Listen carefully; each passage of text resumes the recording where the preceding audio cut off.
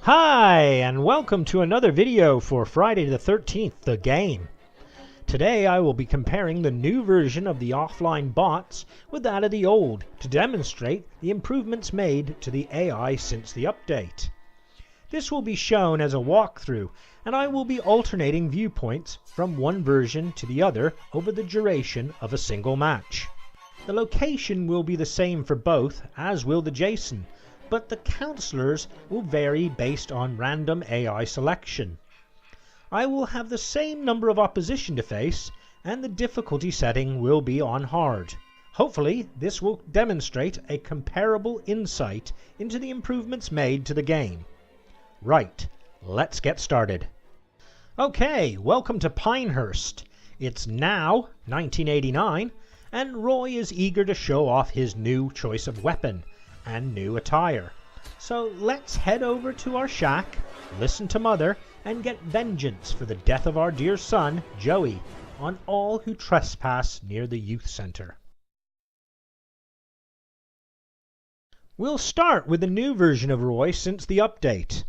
I'll be making the same setups for both versions, so we'll collect these two throwing knives and immediately morph to the cabin with the phone fuse box.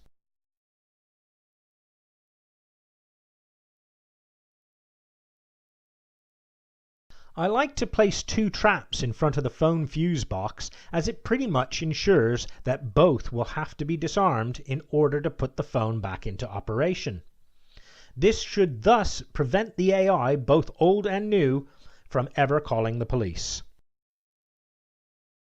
I filmed the updated version of the offline bots on the day after the last update. As expected, there have been a number of issues that need addressing, such as the rainbow effect within the Pinehurst setting. This should be fixed soon, if not by the next update. Normally I would head straight for the car after setting traps around the phone point, but there is a counselor nearby, and we'll take them out first.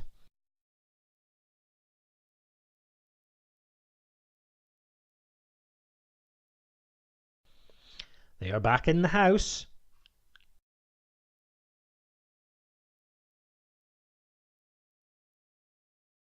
And it's the new counselor, Victoria. And it would appear that she already has collected a pocket knife. No worries, she won't have another.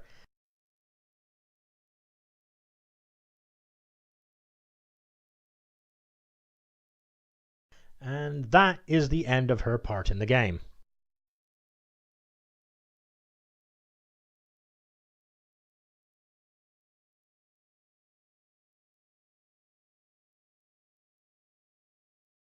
Apart from the change of color to his overalls, very little has changed in regards to Roy Burns.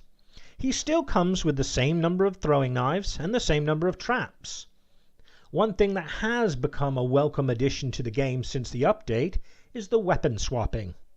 I have given Roy an axe, which would normally have been reserved solely for Jason Part 3. As there is no boat as a means for escape, we'll place two traps around the car and keep one spare to use should any of our traps get disarmed. And it would appear that someone has just done so. As they are not here with us now, it must be back at the center, so we'll head there immediately.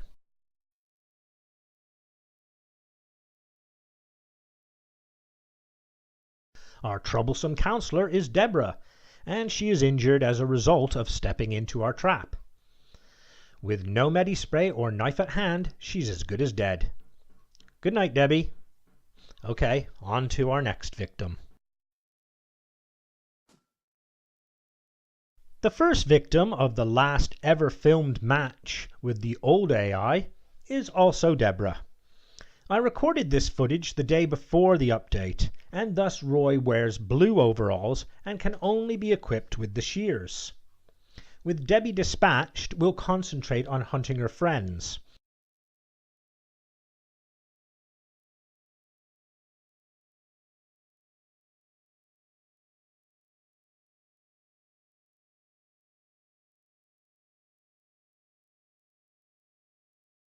and it would appear that there is a counselor in each of these cabins. I'm not fussy when it comes to who I will choose to stalk first, but as was the case with the old AI sometimes, the counselor would just stand there. And we've got an easy kill. We'll finish off AJ in gruesome fashion before going after her meddlesome neighbor.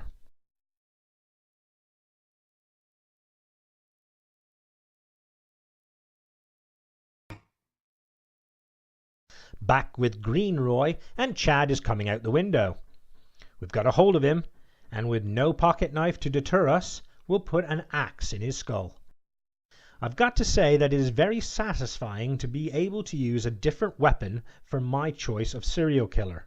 Much like the spear for part 6 or the pickaxe for part 2, I do consider the shears to be a fitting representation for Roy and the film's new beginning. I've just never really been a fan of the shears, as I don't consider them to be a very plausible weapon for breaking through doors or splitting into two halves to cut down his prey. Morphing to the north end of the map, and we found Brandon. He seems to be hopping out of the window, and we'll finish Bugsy off in the same manner we killed Chad before him.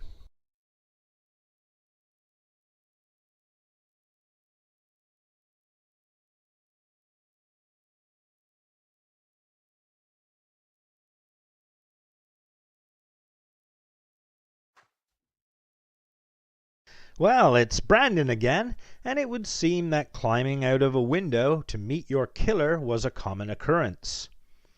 Sure, it happens occasionally online, but I'd have to say that it is too frequent in offline play.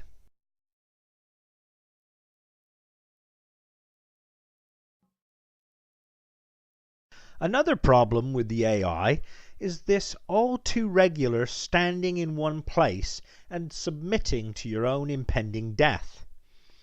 As seen here with Fox. Yes, an online player can be caught off guard, but they are generally always in motion. The thrill is also in the chase, and in my opinion, the developers need to create a remedy for this offline ailment.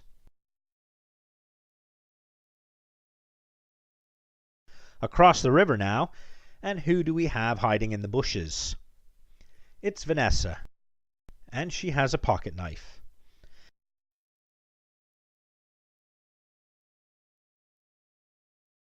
She has also dropped some firecrackers and then decided to run back towards us. Well, that's a costly mistake.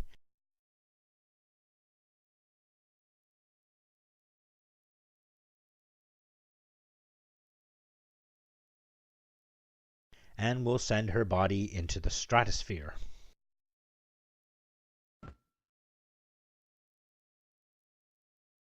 I've finally got hold of Chad after an extended runaround of this cabin, and we'll make use of the door.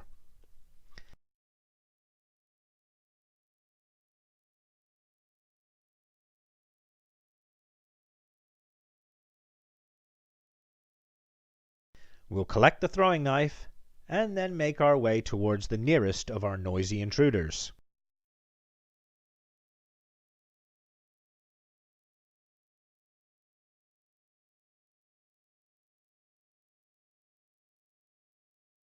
The Pinehurst Youth Center is very much a hub for potential victims, both online and offline. I'd have to say that I tend to get more bots inside the complex than any of their human counterparts, but the ratio for death is probably the same. And we'll toss Jenny out of this window.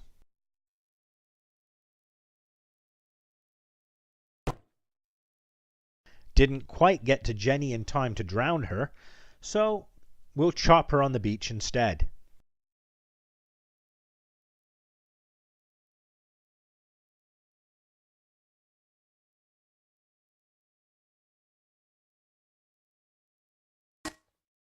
Back in the blue overalls, and Mitch has been successfully dodging my attempts to corner him. However, as is most prevalent with AI logic, he has taken refuge within the portable toilet. A simple seek and destroy, it would seem.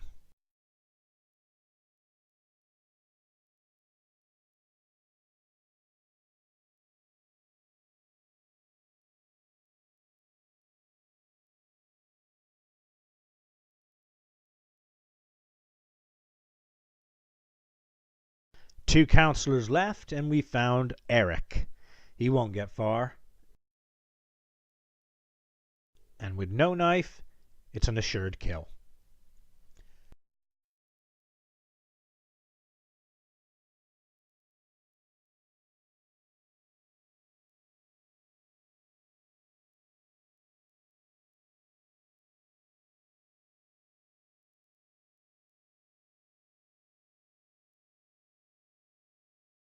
Only Tommy left, but it looks like we'll have to do a bit of map morphing to find him. We'll try the south end as we haven't been down there yet.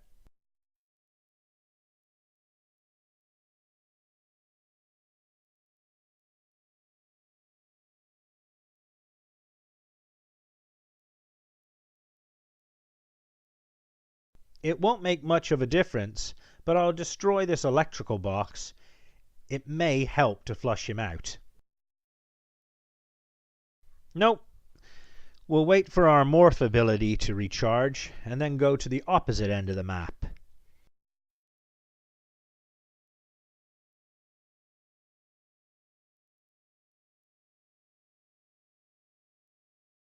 We'll use our sensibility first, and it would seem that Tommy is indeed at the north end of camp. He's on the move and in the cabin. I'll grab him rather than slash, as he's the last of my targets. Yes, he has a pocket knife, but there is no need to slash, as there are no other counselors, and his death is a certainty in any case.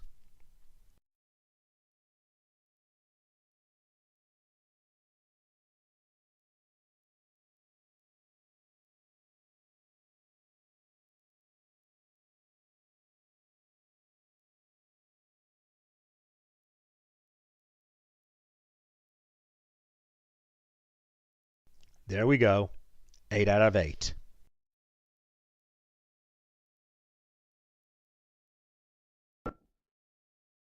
He won't be behind me. Come on, Tommy. At least run. Nope. Oh well. Have some of my mask then.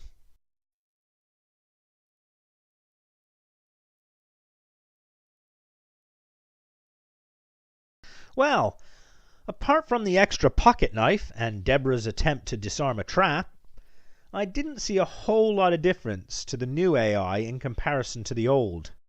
I'd have to say that online competition is both more challenging and more satisfying when using any form of Jason or Roy Burns.